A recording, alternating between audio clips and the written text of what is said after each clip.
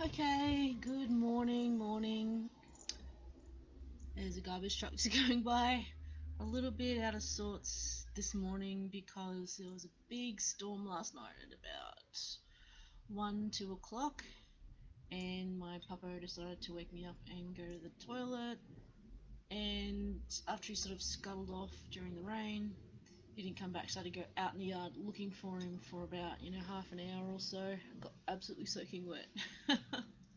So, anyway, self owning and collaring, right. So, a lot of people in the kink world know about collaring, what it means, and that you are owned or someone owns you for the time that you are wearing the collar.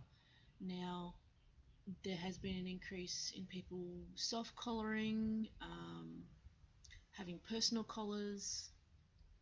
Um, in the last 3 or so years, it's become a thing.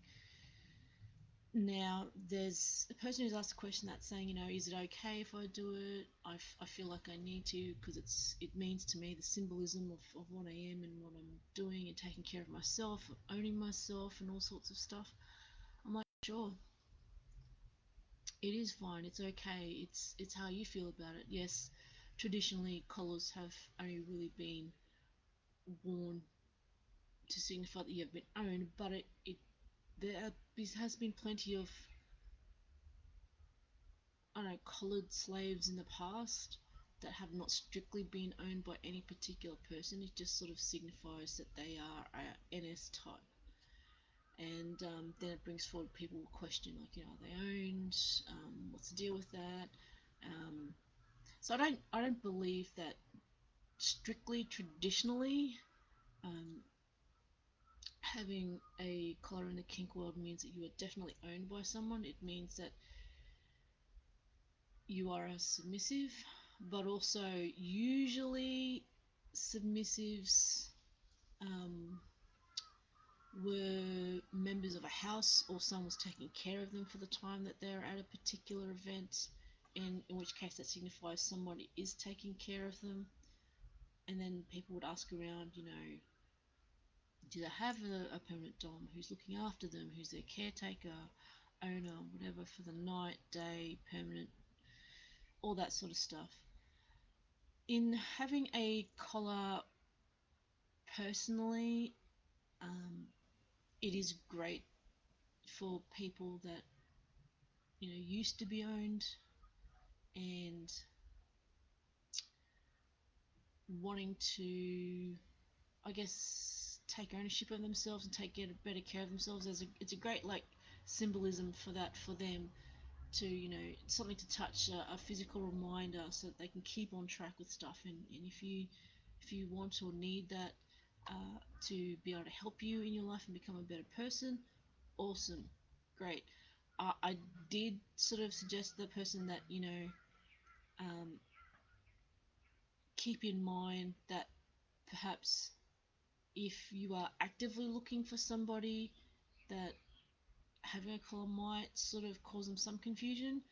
But mind you, if they had any sort of brains about them, they would ask around about you. If anybody, as I said, if you're in a relationship or a dynamic with somebody, they would ask that.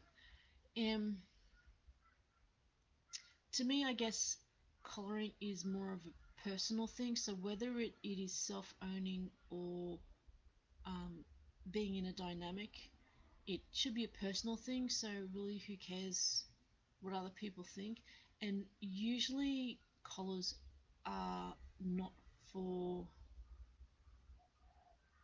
the people in dynamic per se, but it's more, most of the time it's for other people, in that it it kind of shows, hey, I'm own, don't approach me, or if you do, approach with respect and all that sort of stuff. I mean, that's usually that's kind of my perspective on it.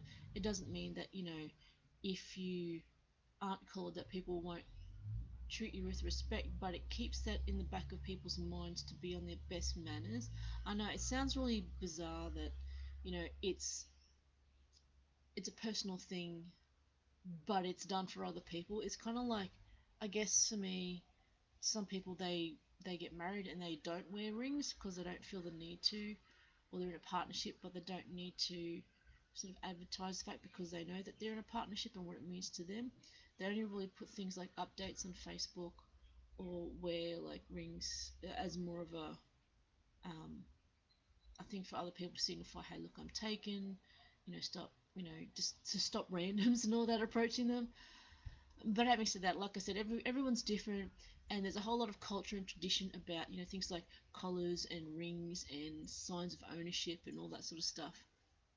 And it does depend on what it actually means to you, if your views on it have changed, and what it's going to mean to you now moving forward, whether you are or are not um, currently in a dynamic and collared. So it's an interesting thing, and it depends also on the type of community that you're in, whether it's a small, large community with a lot of new people coming in. And by new, I don't mean just young people. By new, I mean just people who've not been into kink, and whether they adhere strictly to the, oh, they've got a collar, I won't bother them, or I'll just talk to them as if they're a sub or treat them as a sub. And some people, keep in mind that some people are from a particular type of learning where if they see anybody with a collar, they're anybody's submissive and they will treat them like their own, which is not good manners and good etiquette as far as the circles I run in the kink world.